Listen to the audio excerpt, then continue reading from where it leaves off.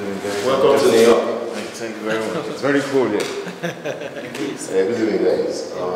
It's really nice to see you guys, to meet you. I appreciate the fact that we have people who are concerned about doing something. Okay, I don't know, where you guys from? All you guys are from New York? Yeah. Everybody in New York? Someone is from Nigeria. Oh, from Nigeria, okay. I mean, the thing I will just first say is that I want you guys to see it this way. Some of the greatest events in history started on a smaller level compared to this one. You know, some of the greatest robbing of minds, just two people with taxi parks. Rosa Parks. And they take over countries and they change the future, the destiny of nations. Even our country, Nigeria, you may not believe this, but if you look at the history, the people who have been ruling us, if you check them, it's just a group, a tiny group of people. Yeah. Now, I'm not going to say, I will always say I will always say we cannot just blame some people. Because when those people decided to do it, just like us now, they did not know that people will allow them to do it. So they will be like, would this work? Imagine those military groups, 32-year-old boys doing military groups. Yeah. They didn't know it will work, but our fathers allowed it, other people allowed it, then it worked. You know? And it's the same way, if we're just optimistic, you know, we look at the situation, we have a clear focus. We could change the way things have been going in Nigeria. I will tell Perry every time he talks to me. I talk to some of my other people too. At this rate, he was talking about at this rate.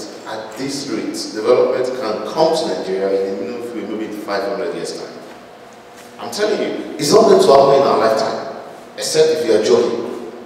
When Nigeria, look at Lagos, people talk about Fashola, we love Tinubu and all this kind of things. I went to Venezuela. They have subways in Venezuela.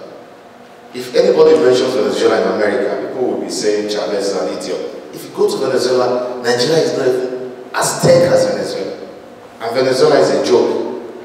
You understand? And we say we want to catch up. What are we talking about? No subway. They just make some roads to be celebrating. Like Chile, these are the countries. Nigeria is not even at par with Chile, talk less of Qatar or UAE. And these countries, America looks at them as a joke. They are not considered to be anything. So if some people say no, at this rate, in 300 years time, all the dreams we have are something, nothing will happen. At this rate, nothing will happen in our lifetime. And that's the unfortunate thing with the present people in government, you know. They are going at this rate. And when they do, the other day I was looking at one governor in the state, in Abeokuta, Ibukuli and Amoso, he commissioned the first, what do they call it? The first overhead bridge in Abeokuta. What is that? I mean, I wanted to cry. This is what we call commissioning, roads, stupid roads. What is overhead bridge? You know, these are just projects that town council should be doing, and then everybody is there celebrating nonsense. And this is what we want to be doing. So I would say that, yeah, I always tell Perry and other people sometimes that I think some of the greatest people that fail Nigeria are the social critics. I mean, these are our mentors, Wole Soyinka, all these kind of people. They spoke too much. Because it didn't cost Babangida anything to take over power. And Wole Soyinka, you see, still talking. Chinua Achebe, they're still talking. They talk, they write, that's all. These boys, very humble beginning, their parents don't have anything. Obasanjo, they are poor people. They joined the military because they cannot go to school. And they held the nation to ransom. Are they the best this country really had to offer at that moment?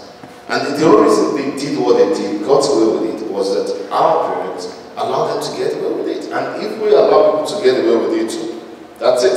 It's as simple as people doing 419. You know the way it goes in 419. Somebody comes, or when we're in school, people chancing you. You know those things now. So the group of boys, little boys, they chance you. You are allowed, it is done. There's nothing. Actually, you are allowed this chance.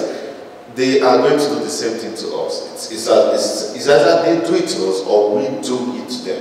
The bottom line is that if we are going to do it, and this is what I will insist on, you should not move for change just because you want to be there. It is useless. Look, there's nothing like being with your families and with your guys. If you want to be in government, you want to really make the real change. It's not just talk. And I will always say, this is what I always emphasize, that this issue of doing the right thing It's a skill set. It's about getting somebody for a job. It's really not about sentiment. You know, it's either you have a good idea of how things can be better or how you can organize people to make things better. And once you get this kind of ideas, wow, it starts with one, organizing an organization. Because from the beginning, when people look at the way you organize yourself, they know that these people are serious about making a difference. Because if you cannot organize yourself in a way that shows that this is different, then how can you bring better leadership? How can you offer the people a better way out of this situation? Because, you know, I listened to a little of what Perry has to say, and I imagine you guys have gone over it.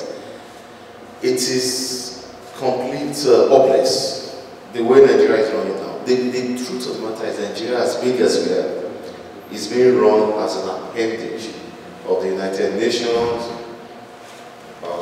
America, anything. They're running Nigeria. Nigeria is not an independent country, that's the truth. There are very few things. I've gone through all the white papers and all the economic development proposals and they use Nigeria. They are all dictated from the World Bank, or from WHO, or from somewhere in Washington or Europe. That's it. Or from the EU. Anything about, okay, in those days when we were in school, we used to credit Professor Rason Kuti that he started Health for All, primary health care. There's so many things to give this people credit for. Eventually, when I went, I realized that the same set of prescriptions he was giving in Nigeria was the same ones they were given in Mali. It was given to all of them, from Brussels or from Washington. Like the oil subsidy removal. Every single thing that our across Africa. They run our country, 200 million people, as part of an international enterprise. So slavery has not ended. We are still part of an enterprise. When they have the Royal Niger Company run the slave trade, and now they have a bigger enterprise, and Nigeria is completely being run as part of that enterprise. I have no problem with them having an enterprise, but we have to be stakeholders. Now, if you have leaders who know nothing, you can imagine. I mean, I don't want to insult the Lord, but look, when the man came to power and the fever decided that Nigeria had some problems, they want to suspend us, and good luck said something. It was like. He said, no, Nigeria did not perform well at the tournament. And he said Nigeria will not go again for 2 years. There and then, I was like, there's a problem. I don't care so much about soccer, but I said there's a problem with the way this man thinks. If at that age, 50 years old, you're in Nigeria, you follow football, you do not know that soccer is sacred. Nobody interferes with soccer. It took him 2 weeks to rescind that decision. I just said, this is hopeless. This guy he has a problem with his thought process. The president of Nigeria isn't the emperor of the world. Is it the president of FIFA? You are going to. And it took 2 weeks before the guy changed his mind. No, I mean, but these are the problems. We need people who understand the way the world runs. And when they go for meetings, you want to be sure that the president of Nigeria will understand what is going on. If you have a president, he goes to them. This is the problem. I always tell people, we think it's, and I mentioned this to Perry that we think it's about good people. I don't care. It's not about morality. It's not about decency. If you want somebody to run your company for you, do you care whether he sleeps with his house girl or he smokes? You care more importantly that this guy is able to do the job. He understands what's going on. He can represent you. That's number one thing that we don't look at in Nigeria. Once people come and say, you see, God love is a good man. Yadua is not a team. Shagari is not a team. Who cares? I don't care whether can we get people who understand to rule, to be in charge. And it starts from our local government. You can go back to your local government, you will be shocked. The guy who is your local government chairman has no education. Zero. More likely. The people who are educated, the lawyers and all that, they will manage to be secretary or some little post. The team will always be at the level of the local government. We cannot even put somebody with a degree, somebody with some education. And that's the way it starts. If you cannot, the lowest thing, if we decide now, I have a lot of people, they come from America, from Europe, they go back to Nigeria, they want to look at the chairman, they want to play politics. They will ask them to queue up to say other people are waiting. Now, when they queue, the guys in charge are the gas, bus drivers, some touts, political touts, the people that they use to kill people. Those will be the chairman. These guys will graduate eventually to enter the national scene, and they will continue the process of killing and doing nothing. Eventually, it's missed opportunity. That's what happens because here we are going all over the world. You know, people from Bayelsa, people from even Niger Delta, you see them all over the world scavenging for food. When there's so much resource in their country. And I think whatever we decide to do, it's very important to know that this is not an ordinary event. That's what I'll just tell you. And it all depends on us significantly, whether we just make this to be some adventure that we want to tell our kids. You know, we had a meeting sometimes in Brooklyn. No, it's all up to us. This could be an event that will go all the way to the soul of Nigeria. Because presently, the format, the mechanism that they're using to govern 200 million people, you should not even use that method to rule a village. Even your household. Even household. Even our traditional institutions that we had previously was much better in terms of the capacity to produce real leadership. That was why, I mean, before the white man came, the Benin Empire was big. There were empires in the north. There were so many big empires. Baseline is that they had a system of governance that is more advanced than what we have now. What we have now cannot work.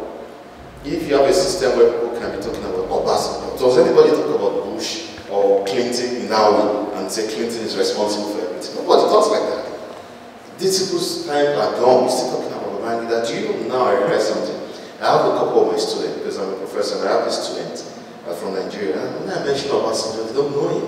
Or they don't know this, they don't know Babangida, Abacha, because they were born when Abacha was ruling. These kids are not in university, they're in medical school. That's right. And we still talk about Abacha. And when we say it is because of Abacha, we're talking about 20 years ago. Are we mad? There's nowhere in the world where people are fixated on 20 years. We have to put this away on the ground. Let them be part of our bad history. And then let's move forward. Let's do what we have to do. Let's try to direct energy in a positive way. Okay, and it's really nice to meet you guys.